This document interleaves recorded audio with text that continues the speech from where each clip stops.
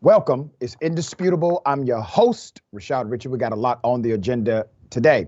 Breaking down news of the day. Our dear sister, Senator Nina Turner, contributor and host of Unbossed. Looking forward to this. I think it's October 17th. Am I right, Senator?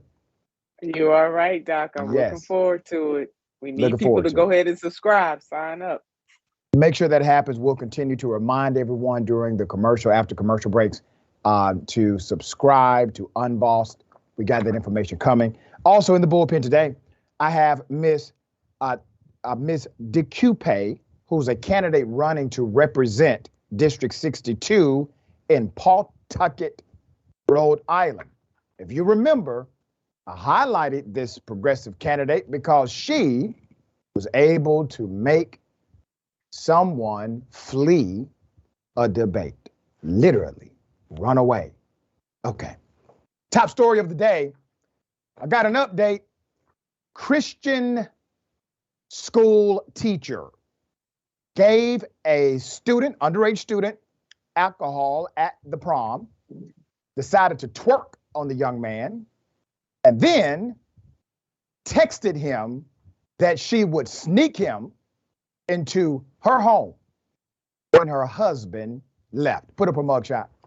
All right.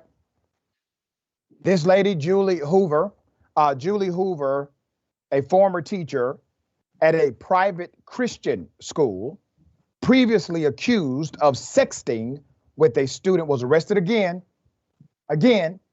on Tuesday on more charges. Julie Hoover, 39 years of age, now faces a new misdemeanor charge of contributing to the delinquency of a minor and a second felony charge of an authority figure soliciting or engaging in lewd conduct with a student. Now, according to the report, ironically, while she was drinking and gyrating on this student, other teachers had to literally come and stop this twerking action. But there's another problem. She already had been accused of being inappropriate with a student before and was still given this opportunity to serve young kids. She was at the prom as a chaperone. The prom, this Christian prom, allowed for the adults to drink alcohol in the back. So when they finished drinking their adult beverages, obviously this teacher decided to bring it to her favorite student. Now, the new charges stem from the school's prom on April 8th, giving you background here. A student told investigators that Ms. Hoover was pressuring him to drink at the event, even forced the straw from her cup into his mouth. This was done in front of witnesses. An administrator told the investigators staff had the alcohol in the back room to drink after the event when students left. That's the story that the other adults came up with. The student also said when he was on or near the dance floor, Ms. Hoover, the school teacher, the Christian school teacher, decided to start twerking on him, making him uncomfortable. At least two other people, witnesses, corroborated the story and told investigators they got in between Hoover and the student several times, trying to get the teacher to stop. Hoover was first arrested in June after deputies said she was sexting with an 18-year-old senior at the school. Now, some of you will say, well, the person is 18. Is that individual not technically an adult? Yes, an adult, but still illegal. Here's why. States like Florida, Georgia, and others, they have passed laws that create an issue. It is illegal, even if the student is technically an adult. If you have that imbalance in the relationship, you have a student, you have a teacher, it is against the law in order to engage in a sexual relationship. Well, she decided to violate the law. Records show that the mother of the student contacted the sheriff's office on June 2nd after finding these inappropriate and explicit text messages between the teen and Ms. Hoover. The mother also told deputies Ms. Hoover was arranging for the student to sneak into her home while her husband was at work. according to court documents. Now, remember, she already has a history of being inappropriate with students. An official with the school who said, don't identify them, issued a statement in response to Hoover's latest arrest, saying, and I quote, Mrs. Hoover is a former teacher with Point of Grace Christian. We will not provide further information on her employment or departure from our school. The Taylor County Sheriff's Office informed us of the allegations against Mrs. Hoover, and we have cooperated with the investigation. Out of respect for the judicial process, we will not comment any further at this time, said the statement. Let me say this. Out of respect for the students that you obviously did not give a damn about by allowing this individual who already had a problematic past, out of respect for those students, we need to know more. We need to know why this individual was allowed to remain employed, why this person had the opportunity to make a victim out of those children again, and what was the protocol that led to her employment in the first place. You see, I have questions, but I will tell you what happened. I will tell you exactly what happened. Two things. White Jesus and white privilege. Those are the two things that happened. Okay? She went to the school and said, woe is me. I need a job. It was all a misunderstanding. No need to do a background check. I'm a Christian and obviously white. She got the job. Who in the hell can remain employed in an educational system with that kind of past except in the context of Christianity? You have to think about this. All right. We're going to continue to follow this story. Obviously, I believe that there are more victims here. Typically, it's not just one when it comes to these types of educators. All right. Senator, thoughts on this? Yeah, Doc, it's obvious that this person, Miss Hoover, has a problem. And you talk about the fox garden, the hen house. What in the unholy hell, as you laid out, was she even employed in the first place? She has a pattern. This is not one time, it is a pattern.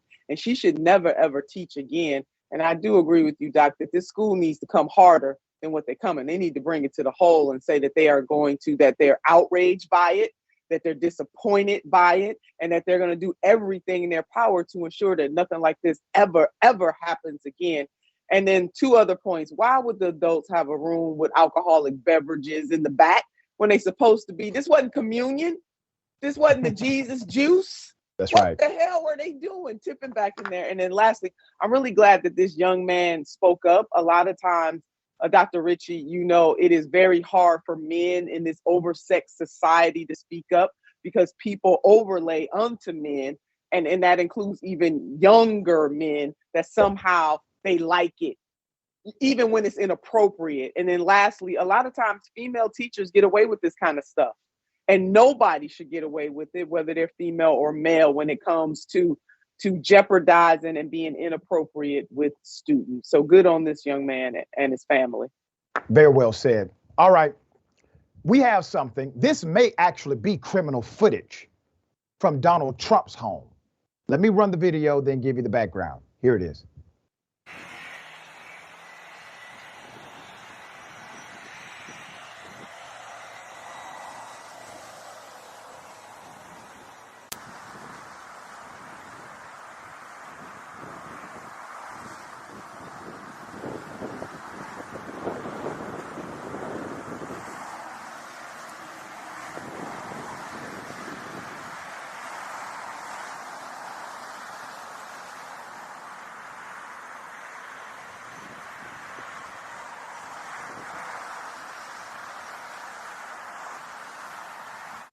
Okay, this video has now sparked significant outrage. It has called for a new search warrant of Trump properties for classified materials, but investigators may not have enough evidence to actually get a warrant, okay? So this was really interesting. The video circulated over the weekend and raised suspicions. NBC News correspondent told Morning Joe that what's seen in the video is not enough for an actual warrant. Here it is. Obviously, we don't know the inner workings of this investigation, but what's required is more than just a theory that some evidence might be at a place. They need actual hard evidence, and in the case of this Mar-a-Lago search, they had witnesses who were telling them that not only was there classified information there, but that they were misled, that they were lied to essentially by the Trump side.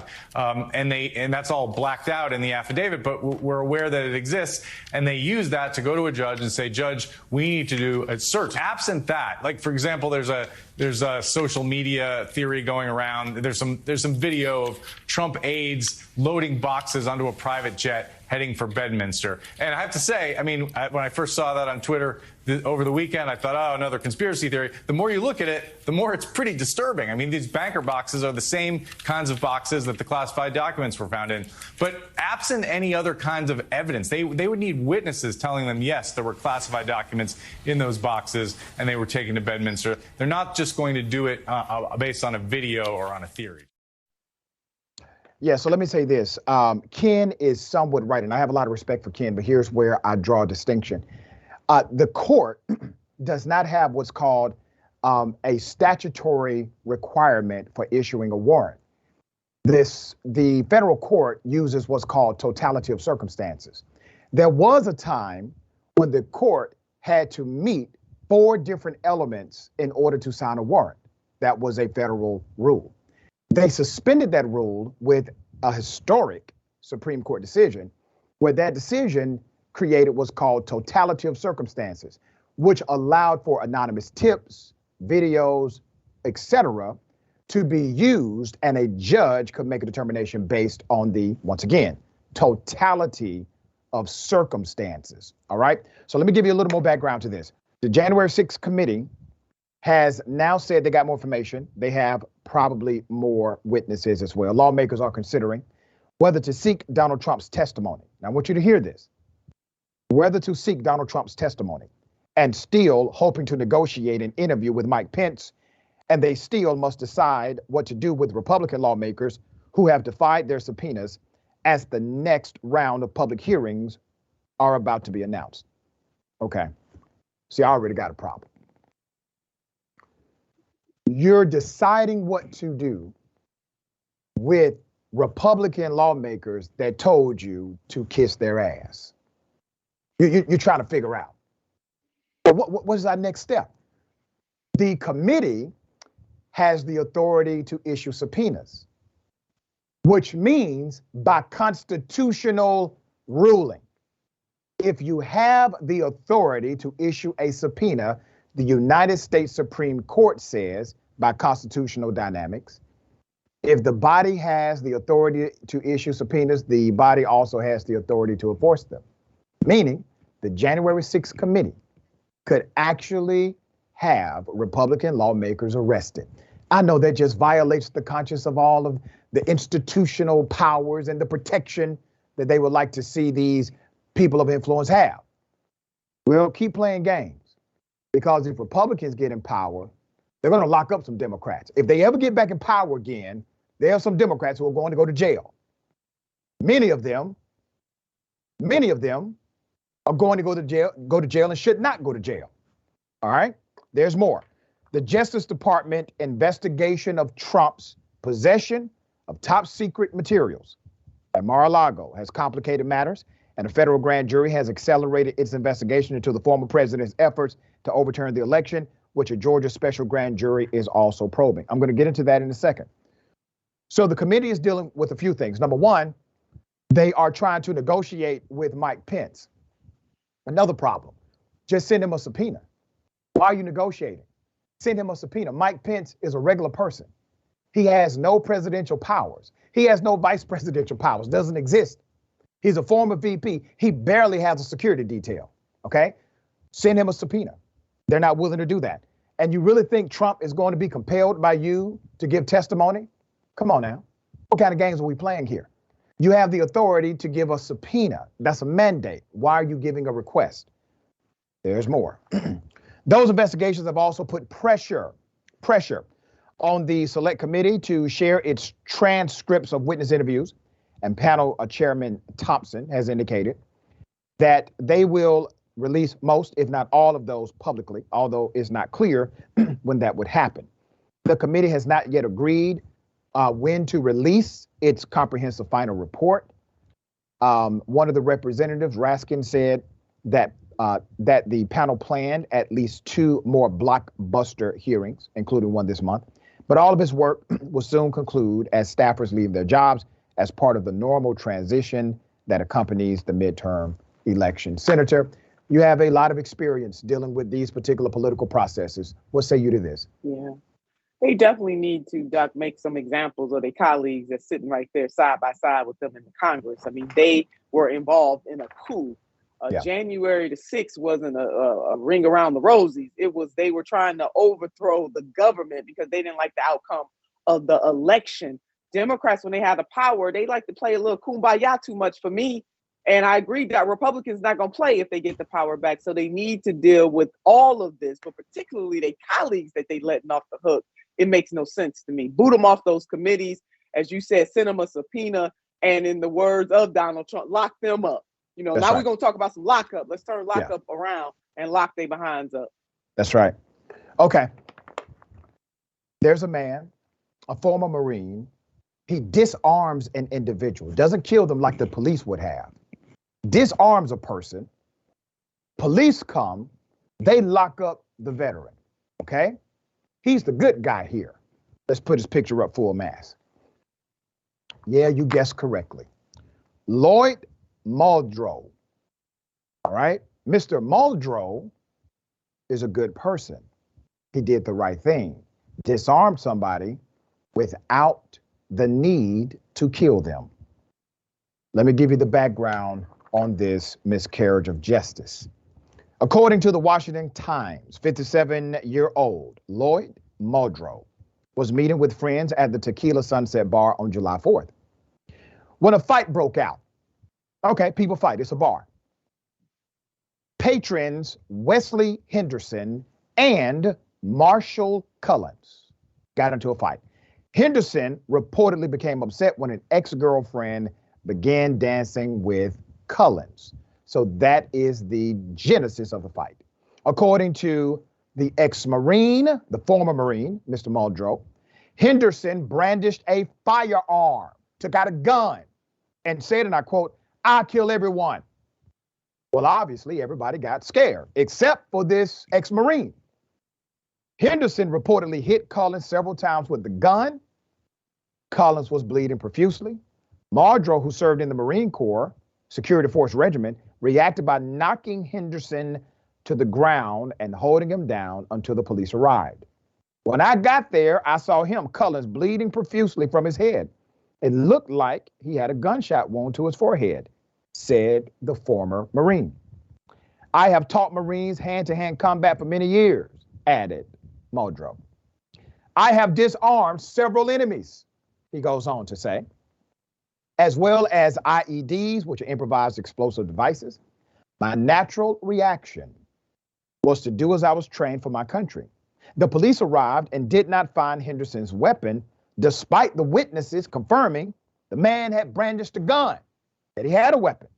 However, the former Marine, Mr. Muldrow, was armed with a registered .22 caliber Beretta M9. He had it in his holster on his hip.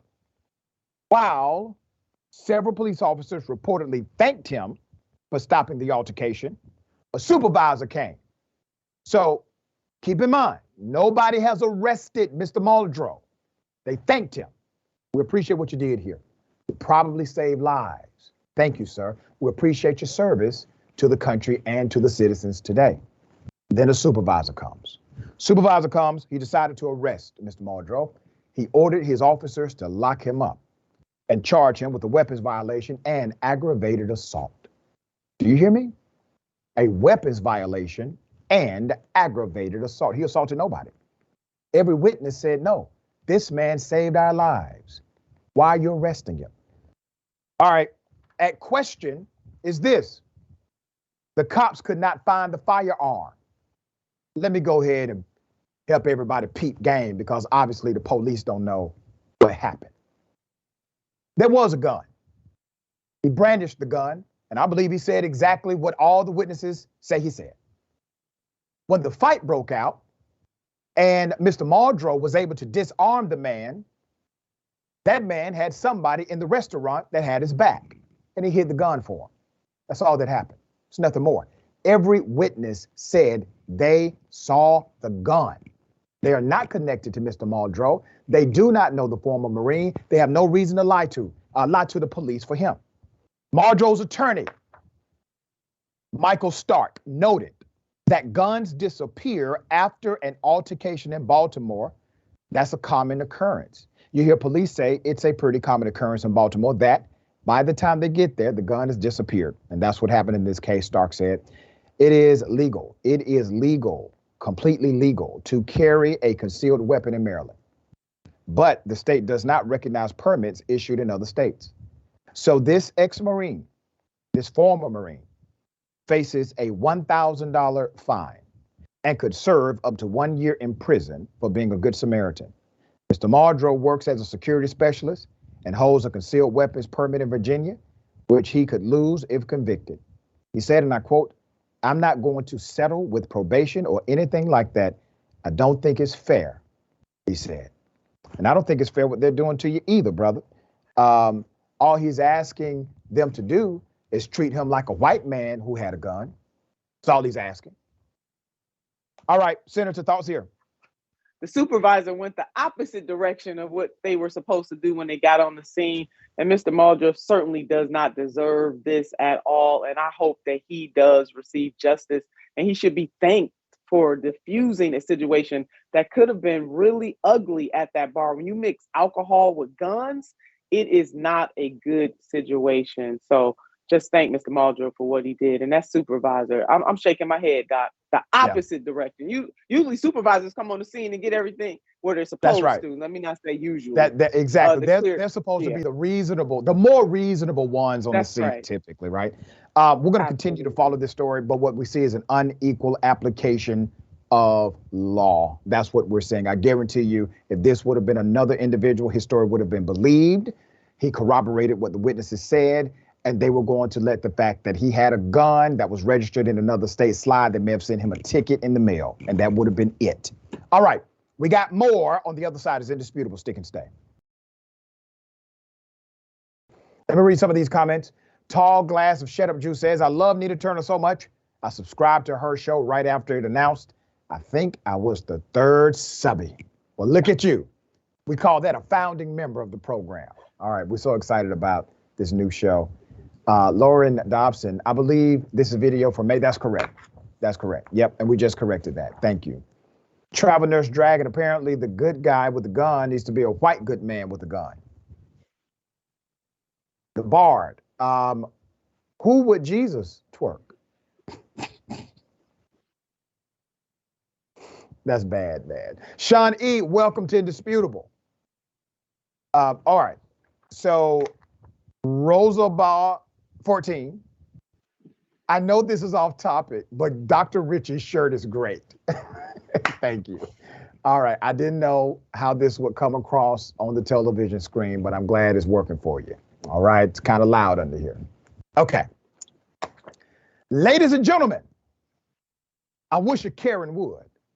You want to call the police on them for having a barbecue on a Sunday. I feel free!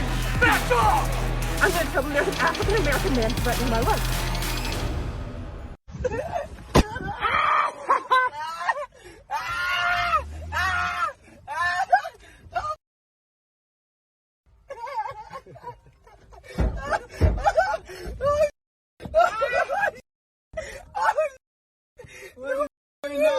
No way you just did that, bro. No way. No way. We're gonna follow her. You're gonna follow her. Come on. Oh, go. Oh hell no. Oh hell no. Oh hell no.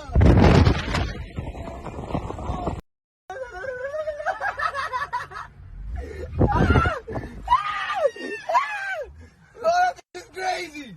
Oh. No way. Just like every random. No way. Jeez, we're donkeys, bro. No way. Ladies and gentlemen, I have more video. Do not try this at home. This is two individuals. You have two people in pursuit of a Karen in the wild. This is a very dangerous situation. Okay, I do not encourage anyone to ever engage a Karen in this way. There's more video. Here it is. Go that way. Go straight? Yeah.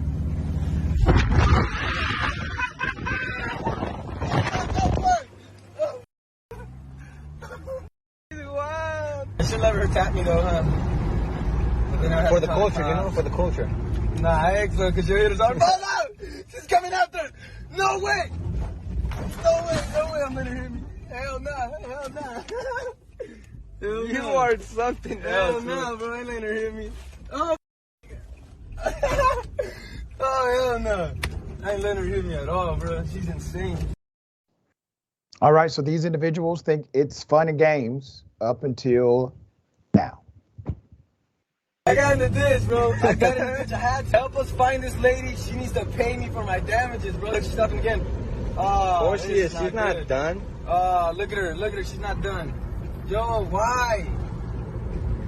Damn, I don't trust this, bro. Go this way. Should I go that way? Yeah. She's gonna follow us, bro. But she's gonna have to do a U and all that. We're gonna be Adios. Tell her bye. Tell her bye. Ah! Best decision they made all day. Now, what happened here? Okay, there's an argument. She throws something at their vehicle. She then tries to destroy their property. And they followed, hopefully to identify who this particular Karen was. Let's put a picture up full mass here.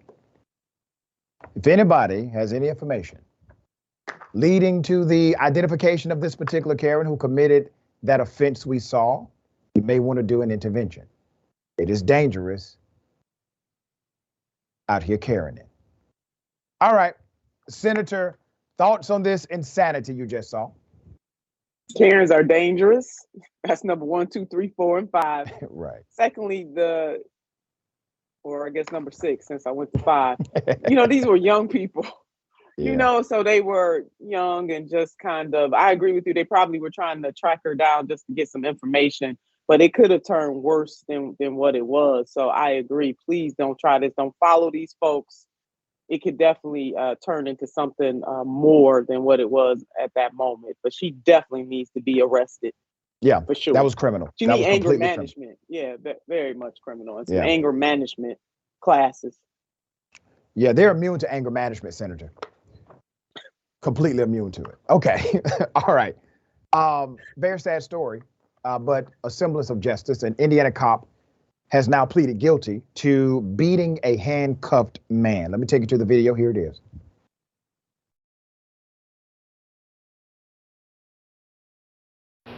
Interrogation time.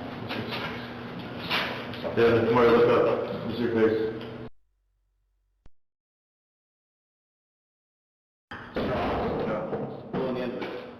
Don't spit. That's the last time I'm going to ask you. I asked you in the car, I'm going to ask you here. Okay? Do not spit. Yeah, no spit. Okay. You spit again, we're going to party.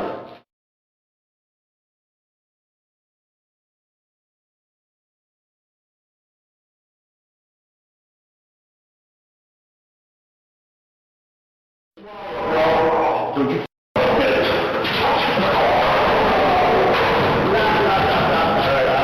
stop.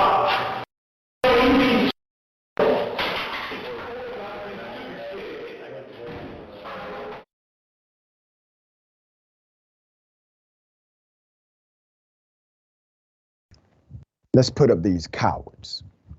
Deal with them properly. So they believe it makes them a man's man to brutally attack someone who is handcuffed. You saw multiple officers there. The two that I'm going to highlight are the two that did the physical combat, the physical attack, the criminal action. But there are others who just watched and provided cover, protection even. So let's put the pictures back up again. The plea agreement calls for Corey Newland, who's on the left, to be sentenced to 15 months in prison for his role in the incident. Newland and fellow officer Joshua Titus, who's on the right, were both caught on security footage beating a handcuffed man.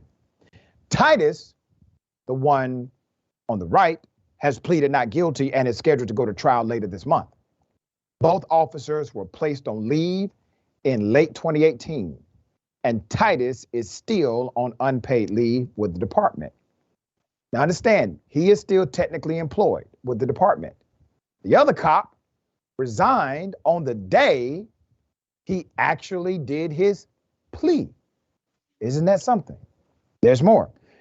This is a screenshot. The screenshot shows Newland highlighted in yellow and Titus punching Mario Guerrero Ledesma while the man was handcuffed to a chair in a detention center, a detention area at the police station.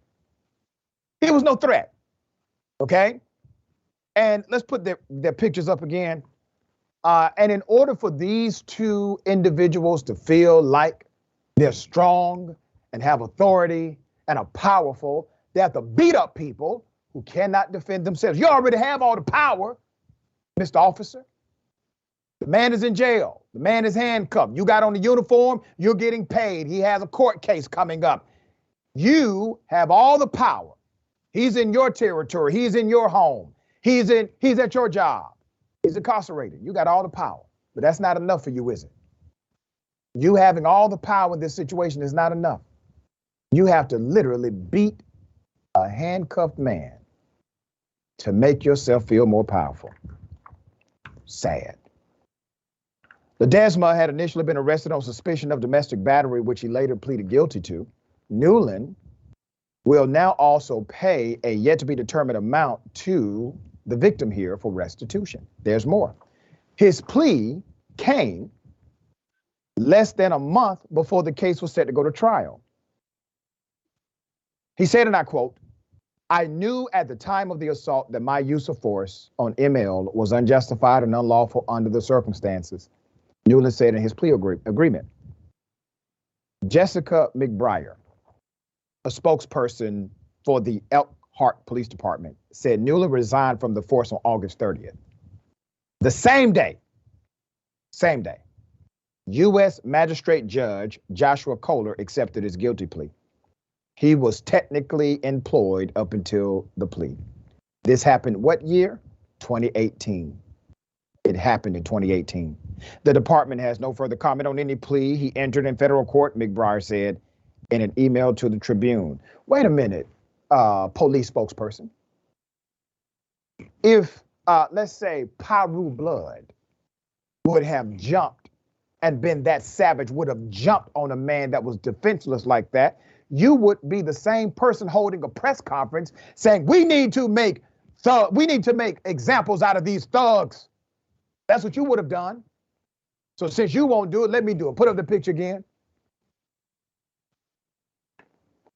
We need to make examples out of these thugs. There it is. That's what you should have said, because that's exactly who these cops are.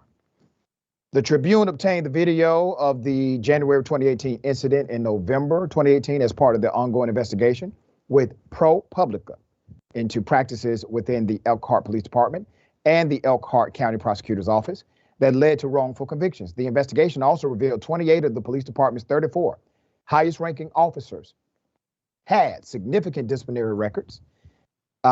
They had real disciplinary records. 5 months after the incident, the then police chief, let's put his picture up, his name is Ed.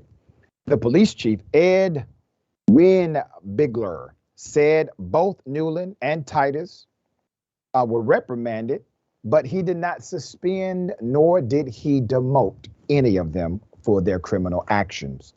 Speaking in 2018 to the city's Police Oversight Commission, the chief said the two, and I quote, just went a little overboard. That's what he said to the commission, in subduing someone in custody. But he did not mention the fact that the pair had punched a handcuffed suspect. He needs to be arrested himself. The Tribune obtained the video of the beating after that meeting. And the discrepancy between the video and the chief's description of the incident was cited by the city in its decision to suspend the chief. He later resigned. Newland and Titus were originally charged with misdemeanor battery in Elkhart County in November 2018. That case was put aside when the pair were indicted on federal civil rights charges in March of 2019. This story is going to continue to develop because the other cop, Titus, is saying take him to trial. All right, good. Hopefully they give him years rather than what the other cop got, which was only 15 months. Okay. My dear sister, what are your thoughts here? Well, good on the city for taking action against the chief. By the chief saying a little overboard, that shows you why these police officers felt very comfortable in beating this man. There's a culture of violence, Doc. And furthermore, I know you're highlighting the two men that were involved in this cowardly act, but all of those other officers that were in and around that area, they need to be dealt with as well. You often talk about culture. This shows very clearly that in far too many police departments, this is the culture, that you can just beat somebody at will and have no consequence. It is the same culture of violence that they claim they're trying to rectify on the streets. They got it right there in their own house. Yep, that's right. Okay, we got more on the other side. It's Indisputable, stick and stay. Welcome back. We got a lot of show left. Let me read just a couple of comments quickly, kind of press for time. Early Bird 42, thank you for that, Early Bird. Welcome back, Nina. Congrats on the new show. I also subscribed the second I heard about it. Not sure what number I was, but I'm excited. Love you too, Doc. Well, we love you back. Thank you so much for doing that. Making sure everyone knows, subscribe. Go to that YouTube channel. Go to Unbossed. We're going to make sure that happens. Everyone listening, we only got weeks until the start of Unbossed with Nina Turner. Nina will expose how the elites in government, media, and other sectors game you, and they game the system, and she will show us how to fight back. Make sure you subscribe to Unbossed with Nina Turner, and get ready to tune in daily, 4 p.m. Eastern Time, 1 p.m. Pacific Time, October 17th. Subscribe right now. YouTube.com/Unbossed TYT. All right. There's a guy, he said, I joined the U.S. military so that I can kill black people more proficiently. That's what he said. Let's put up a picture of Fort Bragg here. Give you the background to this insanity. All right. A U.S. Army soldier, current U.S. Army soldier, under investigation after he wrote on Instagram that he joined the military for combat experience, so I'm more proficient in killing black people. At Fort Bragg, Killian Ryan had numerous IG accounts that were in contact with others associated with racially motivated extremism. Court records say regarding his case where he's accused of providing false information on a security clearance form to serve at Fort Bragg, Ryan was also charged with driving under the influence at Fort Bragg in July. Ryan used an email that contained the name Nazis 1488. This is one of those racist white codes that you need to be aware of in case you see it somewhere. According to the Anti-Defamation League, 1488, the number, is a combination of numeric symbols that are popular among white supremacists. In a statement, the Army said it does not tolerate racism, extremism, or hatred in our ranks.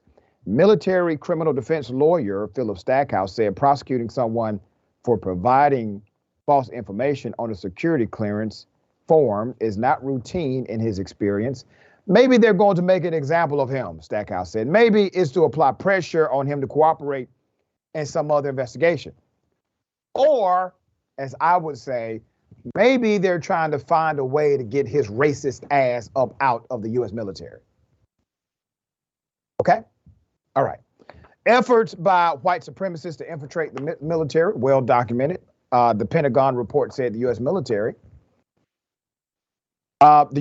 personnel and veterans are highly prized recruits for supremacist groups, and leaders of those groups try to join the military themselves and get those already in their groups to enlist. Their goal is to obtain weapons and skills to try to borrow the military's bravado and cachet, the authors suggested. Examples of white supremacy working in the armed forces are many. Hundreds of elected officials, military members, and law enforcement officers appear on the membership list of the far-right group Oath Keepers Militia. The ADL identified 373 people named on the Oath Keepers membership list who are currently serving in law enforcement agencies across the U.S., including at least 10 police chiefs and 11 elected sheriffs. The group also identified 117 currently serving in the military, on top of 11 people serving in the reserves and another 31 who are actual military contractors or hold civilian positions. Let's go to the politicians and the first responders. They were on the list as well. It said the list included 86 active firefighters, including several fire chiefs, 19 active paramedics, 31 active emergency technicians appearing on the membership list. The ADL identified 81 people who were holding or running for public office across the country as of August 8th. These individuals ran the gamut from local office, mayors, town council members, school board members, to state representatives and senators, according to the report. The Oath Keepers, by way of their own propaganda, they are anti-government. They are anti-government based on the wording of their own website. So why do you think they are actively recruiting and obtaining members of the government to be part of their anti-government white supremacist movement? Because at the core of their movement, it is actually not anti-government, it is different government. They want to implement their own government. They're not anti-governing, they're not anti-government, they are anti-democracy. They are anti-constitution. They are anti-rule of law, and they are anti-you and anti-me. All right, Senator, thoughts here? Yeah, very horrifying, Doc. And the list of the Oath Keepers, I mean, I'm surprised that anybody's surprised. This 21st century version of the KKK, the White Citizens Council, oftentimes there were politicians, members of the fire department, members of police departments who were members of the KKK. So we should not be surprised. This is just history repeating itself. Yeah. We must be concerned and we must absolutely do something about this. But this is nothing new in the United States of America. It's the same old stuff, just the 21st century version. That's right. And once again, transparency, light, this provides a great disinfectant for corruption. And that's exactly what you're saying here. Okay. A road rage incident killed a black woman. He now has a $1.5 million bond. Let's put his picture full mass here. So this is an Oklahoma man. He's in a county prison on a seven-figure bond after being charged with fatally shooting a black woman in what's being described as a road rage incident. This happened on Wednesday. So on Wednesday, September 7th, Julian Zavaleta, then a 21-year-old, was charged with first-degree murder and use of a vehicle in the discharge of a weapon in the shooting of a black woman on Friday, August 19th, while she was parked at an AutoZone in Tulsa. Okay? Let's put up the picture of the victim. This is Miss Chantel Jones. Ms. Jones was 25 years of age, young, was the victim around 2:20 p.m. Witnesses say they saw her get out of her vehicle moments before Zavaleta, driving his gray car, came up and shot her from his car, striking her in the abdomen. Ms. Jones was rushed to a hospital. She died from her injuries at the hospital. Charging documents, they state that the now 22-year-old fled the scene. Where? He fled the scene after he shot the woman, but contacted police a half hour later to confess that he did it.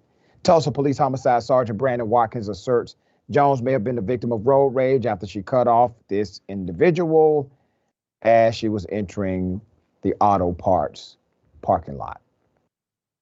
The man was picked up by cops where he was surrounded by his family members at the family meal business south of the crime scene. There he was arrested. His gun was taken by the police. His car was towed. Officers later booked him into the Tulsa County Jail, where he remains in lieu of a $1.5 million bond. Prosecutors charged him with the 2 counts on Wednesday, August 24th, 5 days after the shooting and the day of his 22nd birthday. Murder in the first degree in Oklahoma holds a hefty penalty that is one of the harshest in the nation. If convicted, he will face life in prison. 45 years in the state of Oklahoma with eligibility for parole after serving 85% of the sentence. A life sentence without the possibility of parole or even death, referred to as a capital murder, according to attorney Matt Swain, a criminal defense attorney in the state. Let's put up this next picture. Have to remember, people are always connected to an ecosystem of family and community. Sierra Diaz, Jones' girlfriend, said Jones is originally from New York, came to Tulsa to get away from the big city and to get away from crime. She loved the family feel in Tulsa and spent all of her time with her girlfriend's son. He loves her. He's still asking for her girlfriend's son. He's still asking for her, like, mommy, are you going with Miss Chantel? Diaz said she saw Jones just before Jones was shot and killed. I literally watched her walk out the door and never come back, Diaz said. Diaz said Jones was a special person and an angel on the earth.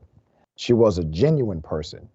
She will give you the shoes off her feet. I've seen her give shoes to somebody before, she said. All right. Fair sad. Senator, thoughts on this? Yeah, very sad.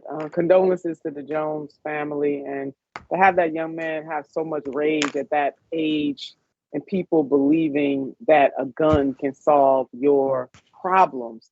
This is just another example of the gun-crazed society that we live in the United States of America, linked to toxic male masculinity. And I, they saying that she cut him off. We don't know if she cut him off or not. Regardless of whether she did or she didn't, he had no right to take his gun out and to kill her. And as you just laid out, Doc, to leave many people grieving her death. This is tragic and it is horrifying, because it could have been any one of us or anybody that we love as well. You have a gun culture in America that teaches guns solve problems. You have a devaluing of life in America promoted by the most mainstream politicians you can imagine. And you have the context of racism, bigotry, sexism, all at one time. And it creates moments like this. Very sad. We got more on the other side. It's indisputable. Stick and stay.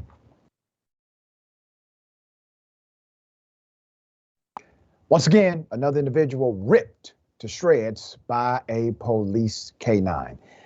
Let me take you to the video. Here it is.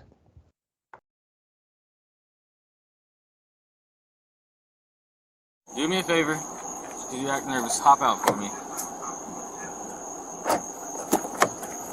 When you hop out, just face the vehicle for me, all right? I'm making nervous, bro. You good. I ain't making nervous. Nope. Stop.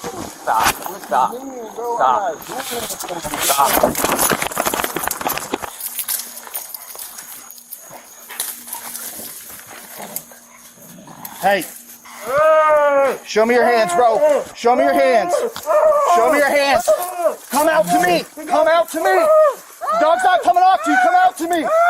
Come out to me. He got me, bro. I'm done. Come out to me. Guys, get the dog, bro. Put your hands behind you. Bro, your dog ripped my arm. Bro, your dog ripped my arm, bro. Bro, your dog ripped my eye out, bro. Bro, your dog ripped my eye out, bro. Dogs, animals should not be used to attack human beings, period. Let's put up the picture or the pictures of Mr. Terrell Bradley. This was July 10th when Terrell Bradley, the black motorist, was found by the K-9 in bushes outside of an apartment complex building.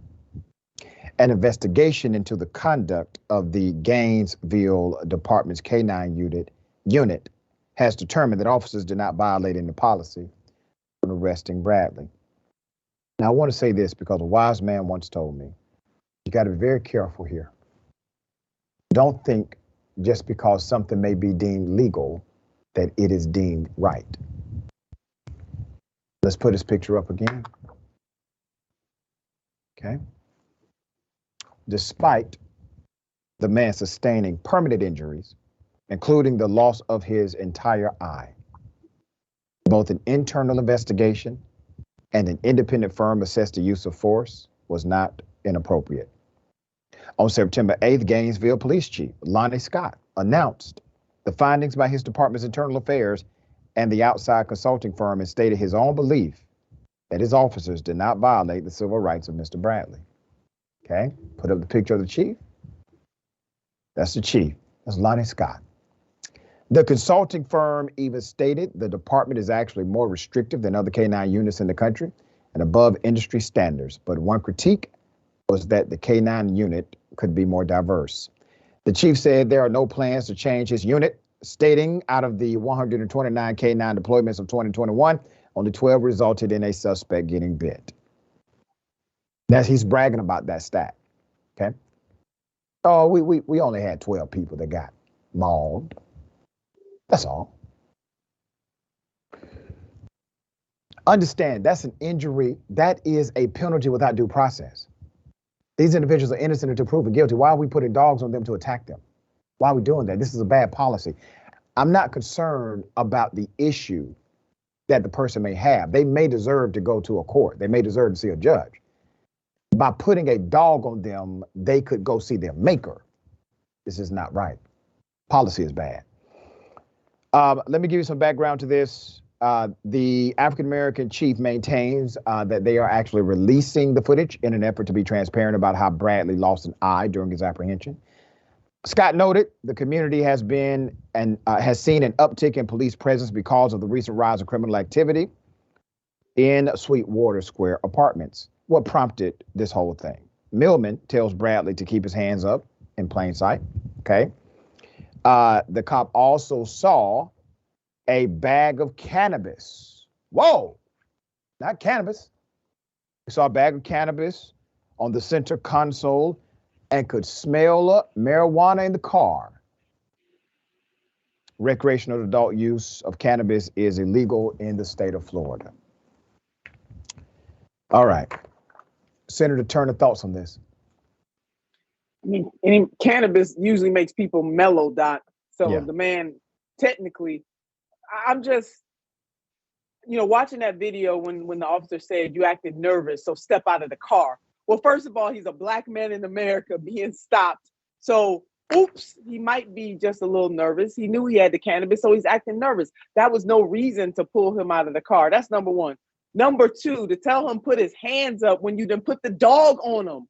What sense does that make? He couldn't put his hands up. He couldn't comply because the officer had already put the dog on him. Lastly, they need new policies and protocols.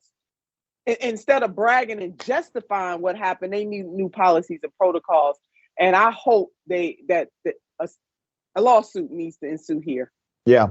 And, initially they said, oh, yeah, he's a convicted felon. The man was convicted 12 years ago. He served his time. And even if he was, doesn't that matter. has nothing to do with that particular moment. It's a callous indifference, Doc, to the people that they're supposed to be protecting and serving. It's a callous indifference to the lives of those people in that community. It seems as if some people shed their humanity when they put on their blue uniform. I used to say that. Now I believe they put on that blue uniform because they had no humanity to begin with. That's what I'm starting to believe now. People are seeking these opportunities and getting away with literal murder and mayhem. Senator, always good to have you on the program. Tell people how they can follow you. Check out your great work. Great to be with you too, Doc.